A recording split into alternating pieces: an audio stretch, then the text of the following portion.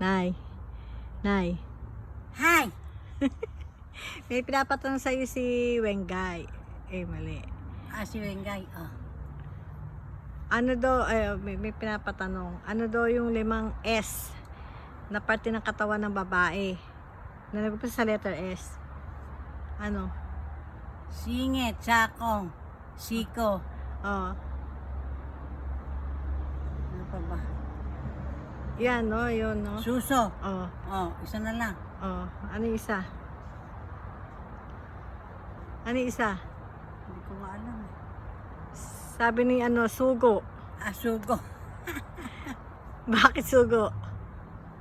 Sugo, suso yata yun. Hindi, bakit sugo? Sugo. Oo, sugo daw. Naalala mo yung sugo?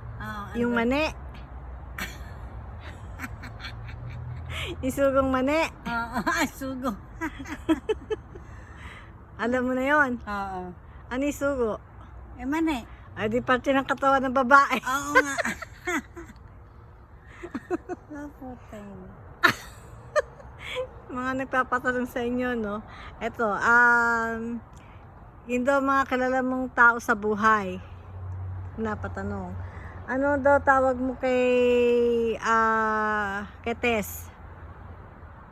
Paano mo tinatawag si Tess? Test ni Lola? Oo. Test. Tess lang?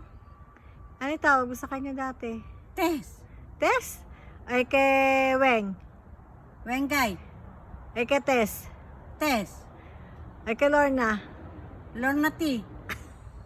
Ay kay Timena? Mena. May tawag ka daw dun eh. Men. Hindi. May tawag ka kay Timena. Itim. Tagot ka kay Timena. May tawag ka sa kay Timena. Ano raw ba?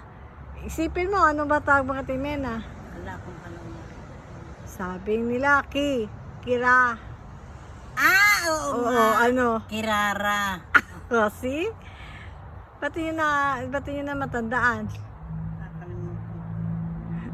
Nagsisend ko kay Timena to. Kirara. Sabi ko kay Timena, nakalimutan na kayo.